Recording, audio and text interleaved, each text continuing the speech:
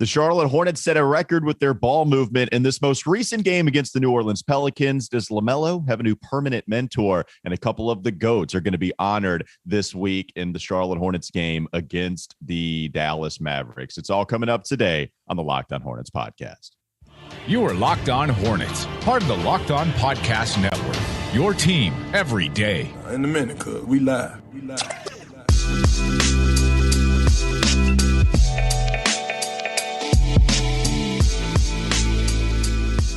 It's Locked On Hornets. We're part of the Locked On Podcast Network, your team every day. And today's episode is brought to you by BetOnline. BetOnline has you covered this season with more props, odds, and lines than ever before. BetOnline, where the game starts. Thanks for making us your first listen. We're available on all platforms. That includes YouTube, and you can follow us on Twitter at Walker Mail, Doug Branson, LOH, and at Locked On Hornets. Nice to see the Hornets pick up a win, and it was a good one, a convincing victory at that. In the first half, they go into the locker room with a 6-point lead, and then they don't have that failed quarter, Doug. They come out in the third quarter, still hold the lead, extend it to a 20-point margin or a deficit for the Pelicans heading into the fourth. Take care of business there, too, where we've seen them drop some big leads, but they actually win every single quarter in this game against New Orleans. So you didn't have that failed 12 minutes of action, and they come out on top against New Orleans on Friday, a much-needed victory for them. They set a record for assists in this game that happened at least this season, 41. That's a monster number. LaMelo had 9 of those. He had an excellent floor game. Terry Rozier, he had 8 assists. Miles Bridges had 9 assists. So what you saw from the Charlotte Hornets, excellent ball movement, offense that was hitting on all cylinders, 142 points. We've seen these types of games from the Hornets quite a bit this year where they just explode and nobody can touch them because they're scoring 150. They'll score 140. We've seen these types of games, but a really nice one, at least on that end of the floor. And Charlotte takes care of business in a big way.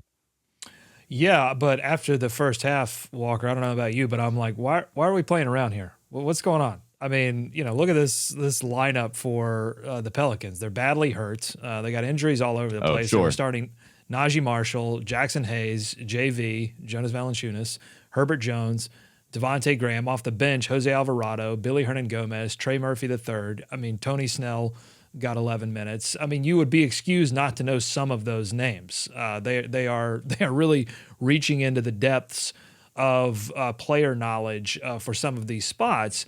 And yet the Hornets, there were 14 lead changes in this game, all of them essentially happening in the first half. But like you, I'm glad they decided, hey, we're going to come out in the second half and decide to win this game. I mean, Bridges was staying in, 26 points, 9 assists, 8 rebounds. Terry Rozier was staying in. He had 25. LaMelo, not hitting his 3-ball very well, but doing everything else exceptionally. He had a great game, 17, 9, 6. I mean, I thought LaMelo looked a lot more relaxed, a lot more in control, wasn't forcing things. I just really enjoyed watching LaMelo in this one. Yeah, no, the floor game was great. We'll get to IT's comments in just a second. Isaiah Thomas becoming a more permanent part of this team, but he even talked about it after the game. What LaMelo did in this one, I just thought the floor game was a lot better than what we have seen. And even it not being terrible, we just saw a lot of turnovers in the last few contests before this one. This stat line for LaMelo, 1 turnover to the 9 assists he dished out, had the pick and roll game working with Montrez quite a bit. I thought that was fun. You had some excellent passes. One in the corner draws in, I think it was a Tony Snell for a Cody Martin corner 3-pointer. So the assists were there. They were there for a lot of people. They were certainly there for LaMelo. Had some nice breakaway opportunities, had the dunk off of the steal that he had at the top of the key. I think he took that away from Valanciunas. And then on the pick and roll, a couple of just wide open lanes for a layup and took advantage of it. Really, really nice floor game for LaMelo. Even if the 3-point shot's not working, the only thing that's forced is a couple of step backs from him. There's just some shot selection. I think there's just like maybe a couple from deep where you'd like the offense to maybe run a little bit more. Maybe I don't know the shot clock at that point. But other than that, man, I mean, LaMelo was excellent as the floor game goes for him. And Terry Rozier was hitting his 3, 7 of 13, high volume. A lot of makes for this one, 25 points for him. And Miles was hitting his 3, 26 points, 4 of 8 from deep. And a couple of games where they have just really blown things out in regulation. I mean, they had the 158 against the Pacers. And in this one, they dropped 142 in regulation. I feel like that's been a general trend this year in the NBA. It has. We've seen a lot of blowout victories, high offensive outputs. I think that probably has something to do. I don't think it's a tanking thing, although there are some exceptionally terrible teams this season. New Orleans not one of them. The Hornets caught New Orleans on a night when they were missing essentially everyone that could score for that team. But I think probably the COVID protocols have a lot to do with that. But just a ton of blowout victories. And I did see a stat earlier, a couple of weeks ago, that said like this year is also exceptional for the number of comebacks, like 20-point comebacks. And I think a lot of that has to do, again, with just like different kinds of personnel. This is just an odd, probably one of the, hopefully, fingers crossed, one of the last odd years of NBA statistics. Well, and even with those comebacks, it's why you can't feel 100% comfortable that they're going to win this game, even with the 20-point lead after the third quarter. So they come out and they destroy the Pelicans really in that third quarter, right? Fourth quarter, you're wondering, can you continue to do it so we don't have any, fake comeback that even the Charlotte Hornets are used to doing on the other side of things? And how about LaMelo and Isaiah Thomas, the backcourt for Charlotte? They come out immediately in the fourth quarter. It's just those two scoring. And so you get LaMelo coming in pretty clutch to put the Pelicans away. And the first 4 minutes that he plays of the fourth quarter has a couple of field goals. And they're both, Isaiah Thomas has a couple of field goals. They're both 3-pointers. And then you see, it's not LaMelo. I was looking at the stat. It was Montrezl Harrell who scored 5. And then it was LaMelo who did come in to the fourth, but also had a couple rebounds, an assist, and a steal to make sure that he didn't make any mistakes, and played 7 minutes in the fourth. And then it was Montrez and Isaiah that were really scoring. So at least they were able to hold off the Pelicans in that last quarter of action, not allowing the Pelicans to come back when we have seen so many comebacks this year.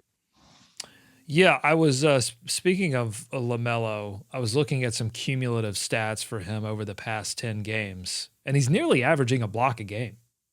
Like, that's crazy. We talk a lot about his scoring and his ability to move the basketball, but he's averaging almost a block a game, almost 2 steals a game, 1.7 over the past 10 games. These are per 48-minute numbers.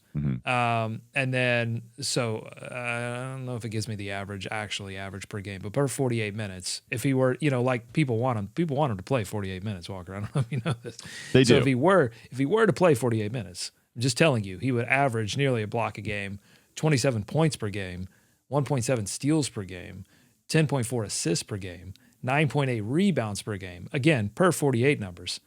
Pretty good. Yeah. 5.7 turnovers. Got to figure that out. But For sure. No, the turnover, and he did in this game. Again, play the man, give the man some minutes. And he played the second most in this, just basically right there on par with Terry, maybe like a minute and a half less than what Terry did. But yeah, played a lot in the fourth quarter to make sure that they were not going to relinquish that lead. Did a lot of the little things in the beginning of the third quarter, hit a couple field goals, hit that 3-pointer. But it was Montrez and it was Isaiah Thomas in the fourth quarter at the beginning of that period to really put the Pelicans away. This one didn't feel, I don't have the big dub hat. I'm not even, it's over there. It's on the wall, but I'm not even getting it out because this was a New Orleans Pelicans team that wasn't like super great overall and probably should have won the game even if they had Brandon Ingram and it would have been a disaster had they lost. No CJ, no Brandon Ingram. Zion at this point doesn't probably shouldn't even be worth mentioning because the Pelicans are playing without him regardless, but you don't have Brandon Ingram and CJ McCollum. That's huge. If you lose this game, then we're coming in panic mode, full on panic mode coming in against the Thunder tonight. Right. After the brutal back-to-back against the Nets and the Celtics, this was the perfect sort of soothing thing that they needed. They needed this game. And now they face the Thunder next, which is another great opportunity for them to just rediscover what made them great. And it's easier to rediscover what makes you great against teams that aren't very good. All right. Built Bar is something you should be checking out if you are somebody that has a New Year's resolution, especially when it comes to staying fit. And I know a lot of people have given up on that type of thing these days, but with the help of Built Bar, it's easy to stick with your New Year's resolution. You can try the puff flavors, the OGs. They're covered in 100% chocolate, and they're good for you. They're high in protein. They're low in calorie, but they're also high in fiber. They're low in sugar. They're low in carbs. And the best best part is that if you go to built.com, you can use promo code LOCKED15 to get 15% off your order. Again, just use promo code LOCKED15 for 15% off at built.com, and you can help stick with your New Year's resolution, staying fit. Get some Built bars. Great. It's amazing, and they're healthy for you as well. Let's take a quick break, and let's talk about Isaiah Thomas, because it looks like he's going to be a permanent member of the Charlotte Hornets going the rest of the way. What is his impact going to be? We'll talk about that next on the Locked On Hornets podcast. This is Locked On Hornets. 10, Al Jefferson. 9, Anthony Mason. 8, Gerald Wallace. 7, Baron Davis. 6, Dale Curry. 5, Glenn Rice. 4, Muggsy Bogues. 3, Larry Johnson. 2, Alonzo Mourning. Nice. Number 1, top Charlotte Hornet of all time, Kemba Walker. Woo! Thank you, everybody. The list is done. It's time for more of the Locked On Hornets podcast.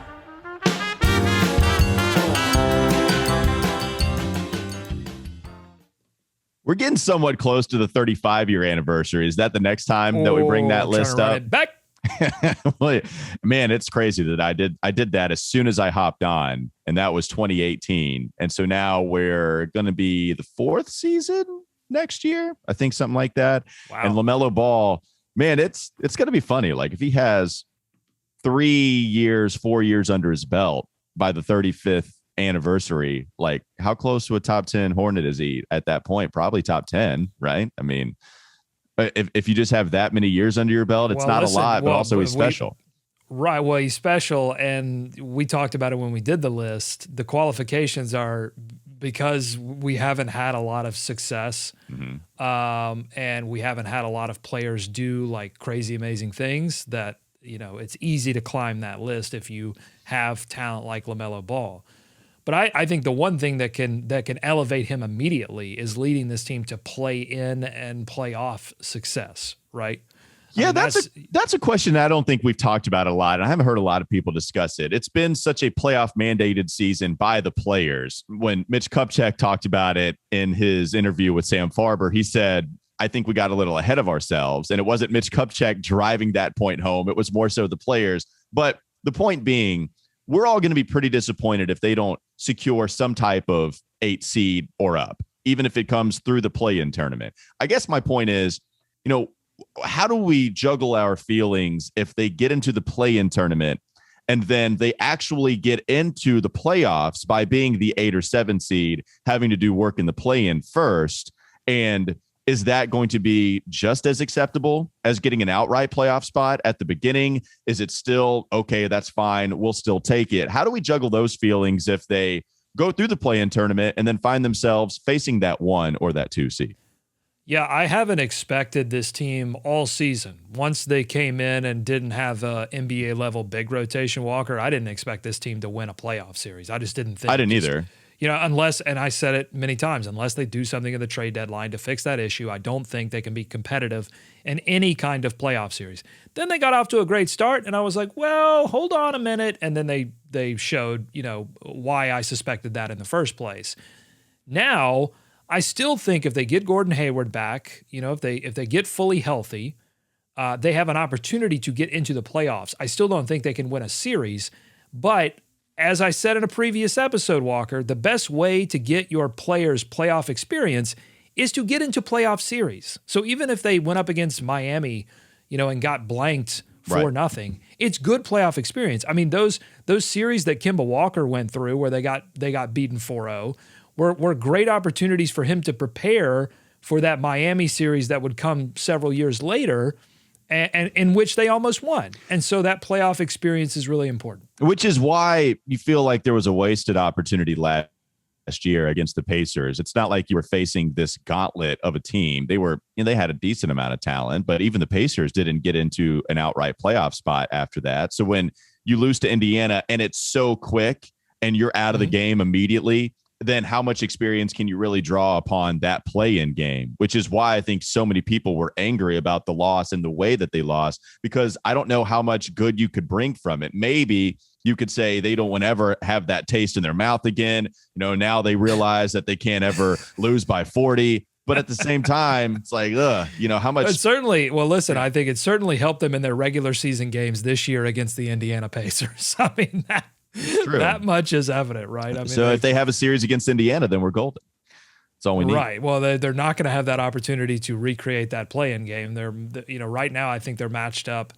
If the playoffs or the play-in were to happen today, they would play the Atlanta Hawks, a team that they have. They play Wednesday. Yeah, we'll get an opportunity, a little possible play-in preview. All these playoff.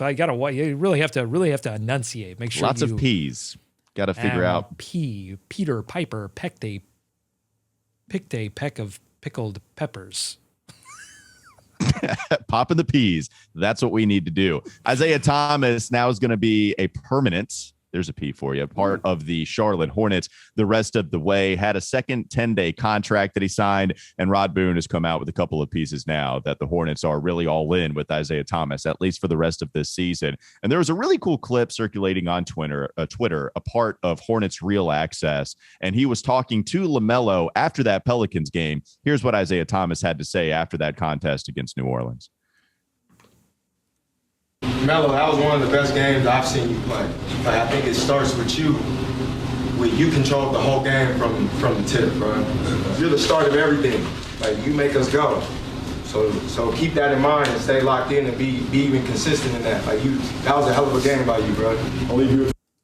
Yeah, so that was really cool, right? Isaiah Thomas, we get to see a teaching moment. That's real. It looks like you're seeing a genuine moment between a point guard who has been in the league for a while, who's had success, two-time All-Star, been in the playoffs, been a top 5 vote getter in the MVP award, and we've seen him go to the straight depths of the NBA where he's in the G League, and again, on a second 10-day contract before the Charlotte Hornets want to bring him around.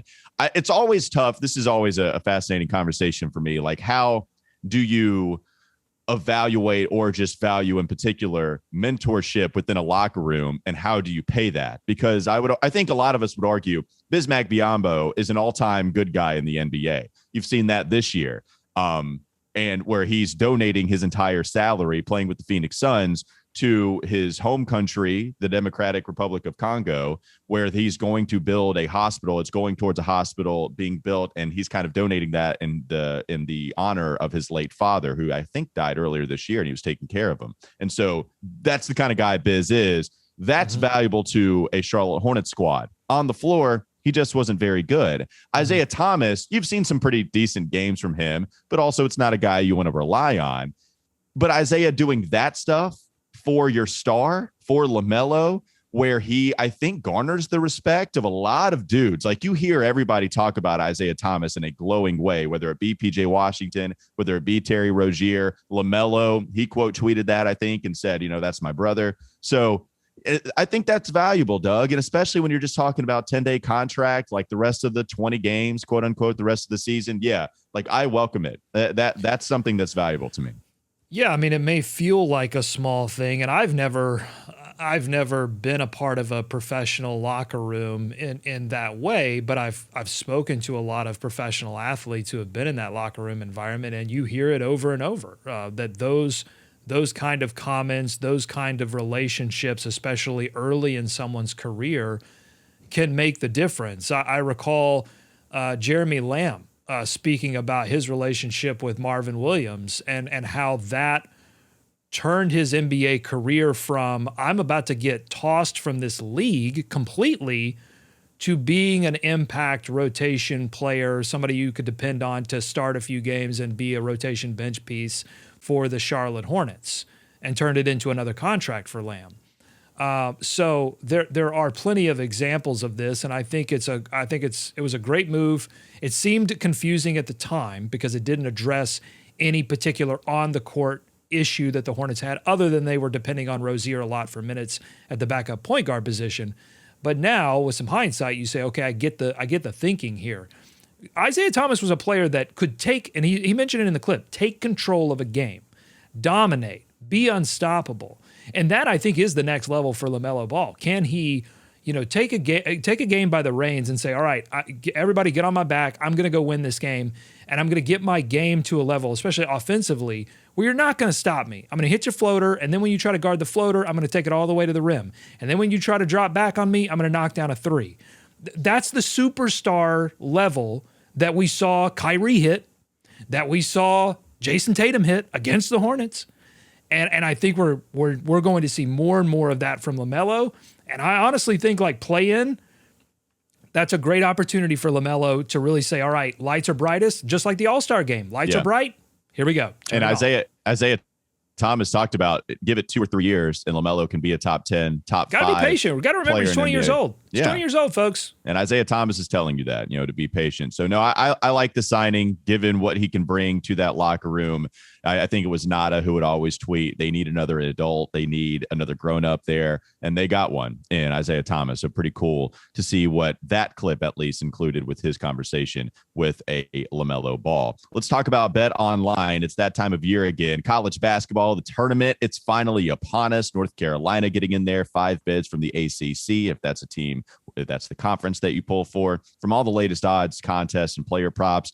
BetOnline.net is the #1 source for all your sports betting needs and info. BetOnline remains the best spot for all your sports scores, podcasts, and news this season. It's not just basketball, by the way. BetOnline is your continued source for all your sporting wagering information needs, including live betting and your favorite Vegas casino games. Head to the website today and use your mobile device to learn more about the trends and the action. BetOnline, where the game starts. The Charlotte Hornets are honoring Eric Collins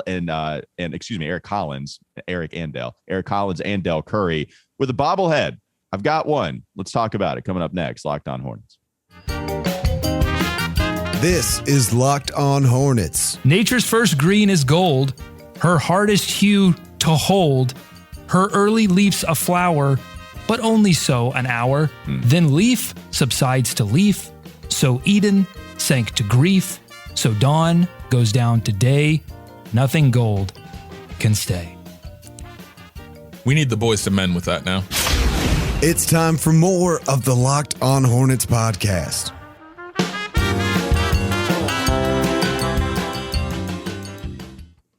I miss Nada. We got to get Nada back on the show. I think he's coming back this week.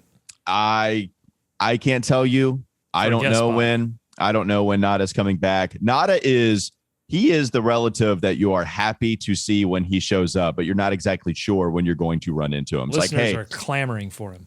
People want Nada. I want Nada. I want Nada to come back. So Nada, if you are listening to this podcast, which I don't know how much he does anymore, he's got his own things that he's doing. I think he's gone big time. You know me. I don't listen to the show at all when I'm off. Well, this is. I hear myself talk all the time. Mm-hmm. But you want to hear it. Yeah, you want to hear yourself talk, but anything else. I want to hear you talk. Yeah. So I want to know if Nada is the same way. If you are listening, Nada, we do want you back, and we'll see if it can happen. Doug, you said you wanted to address something real quickly coming out of the break.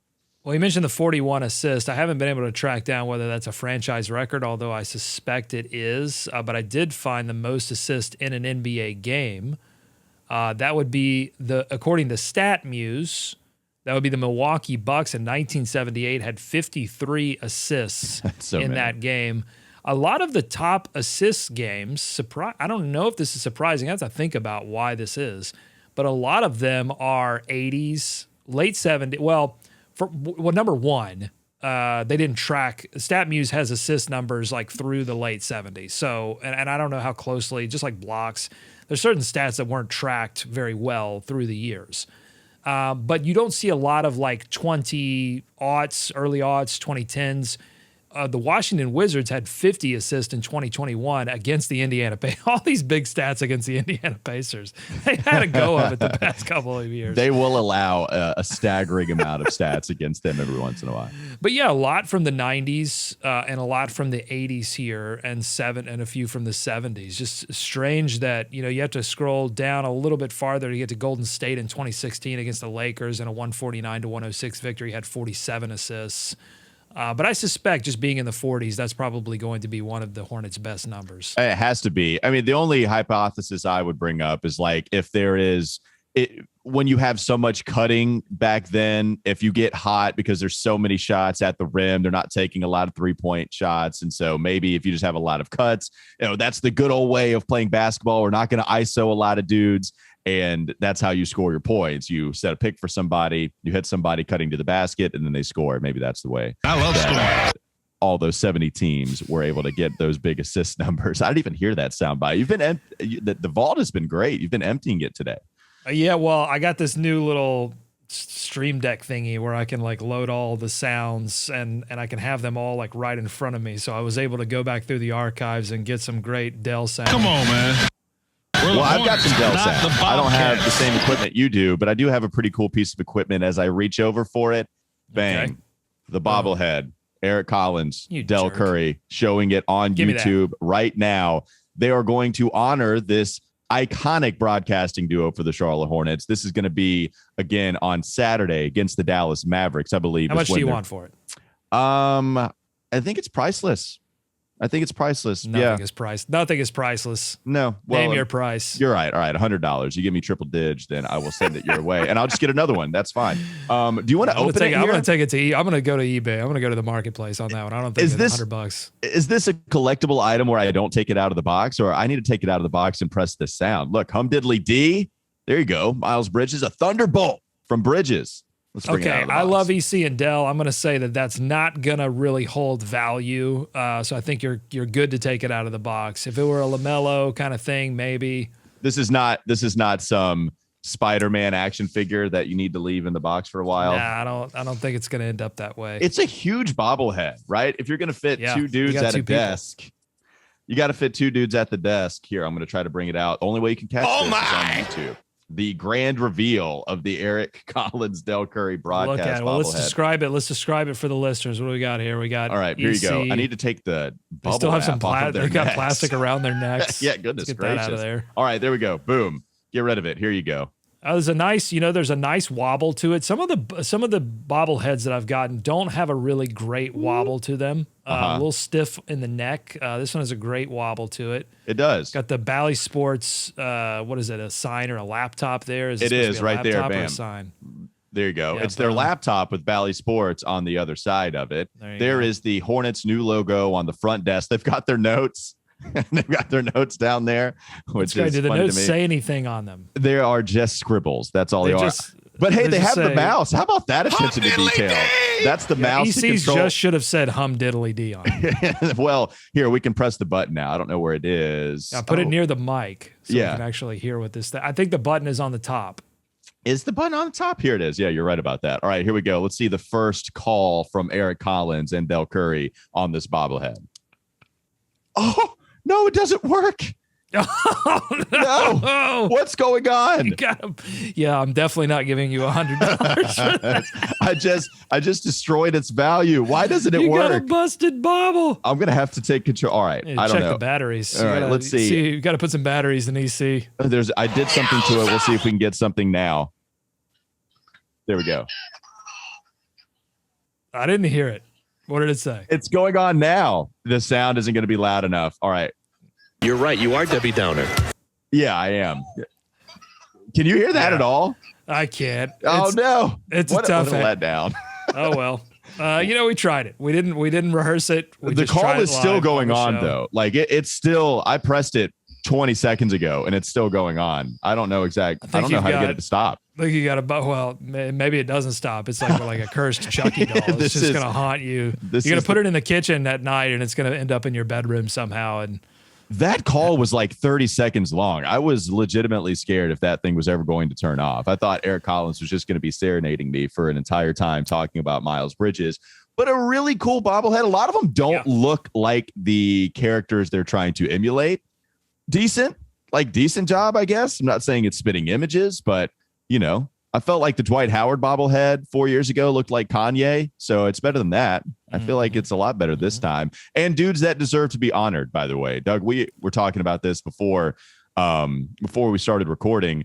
Steve Martin is a legend who is just crazy polished. He's what you think of growing up, has the excitement, has the good flow, calling a game. And Eric Collins is just so outside of the box, so different. Everybody wants to talk about Eric Collins when there's something worth talking about with Charlotte, like LaMelo Ball being the star that he is. So very cool to see these guys plus Dell Curry, the true ambassador of the Charlotte Hornets, getting a bobblehead of them, getting them honored is a pretty cool thing for the Charlotte Hornets. honored, and they're not going anywhere. I mean, Yeah. that's the thing. Like typically you save the announcer bobblehead, the longtime announcer bobblehead for the retirement party. Essentially, it's like the gold watch. It's like, all right, we do the players. Now we'll do the Steve Martin bobblehead to honor how long he's been a part of the franchise. But I think this just goes to show first of all, Dell is the ambassador of the Hornets, what he's meant to the franchise. Mm-hmm. And then EC's impact. I mean, he gets memed. Like, he's a national conversation piece. People compliment him. Zach Lowe, I don't know if Zach Lowe likes him or doesn't like him, but does talk about him. And so, I think it's great. I mean, I think they are the best tandem that Hornets fans have ever gotten. And I know, some people it's not going to be their taste, and that's fine. But I think just in terms of being part of the conversation, making Hornets basketball, which hasn't always been the most exciting product, to make it just a little bit more exciting, I think has been a Herculean feat, and they've met that challenge. Yeah, they certainly have. They have met that challenge. And you talk about Eric Collins trying to make Hornets basketball exciting for the last 7 years that he's been calling these games. When you have one playoff series to show for it and they lost, haven't won a playoff series, of course you're going to try to make things more exciting. And he has. And it's a dude that everybody has embraced despite calling what has been a tough product to sell. This has been a franchise that notoriously has not hit on their draft picks before Mitch Kupchak came along, and hits on LaMelo for sure. Mm-hmm. PJ Washington, Miles Bridges, the draft pieces have been a lot better since Mitch Kupchak has been in place to help this team overall. But the point being is that we have not had a good product to call, and yet everybody still embraces the hell out of Eric Collins. And of course, Del Curry, it's tough not to embrace Del. It's true. If you want to embrace debate and talk about like Steve Martin versus Eric Collins, or Steve Martin and Dell versus Eric and Dell, if you want to do that game, like Steve Martin has the iconic call when they win the series against Boston. But, the Hornets haven't won any playoff series. They've only been in one since, EC joined the broadcast. And so, I think it just feels I feel the same way about Eric Collins. It's a weird take. I feel the same way about Eric Collins that I do about LaMelo Ball, that they just need the opportunity for the lights to shine bright, and they will be amazing. Once they get to the play-in, this is really Eric Collins' opportunity to capitalize. This is what is going to put him in the top 5 Hornets of all time list. When we do that in the 35-year anniversary, that's your hot take. We can try to run the hot take machine. We need to bring that out. Talk about the vault. We need to bring that out as we release these shows, maybe this week. There's a lot of good stuff we need to get to. All right. Thanks for making Locked On Hornets your first listen every day. Tomorrow, I haven't talked to him. I think Nick Carboni is going to join us, but we're going to get a confirmation on that. So Nick Carboni back in action with us here, Locked On Hornets. Make your second listen Locked On NBA, Locked On experts covering the biggest stories around the NBA every Monday through Friday in less than 30 minutes. It's free and available wherever you get your podcasts. Have a great rest of your day, and we'll be back with you tomorrow.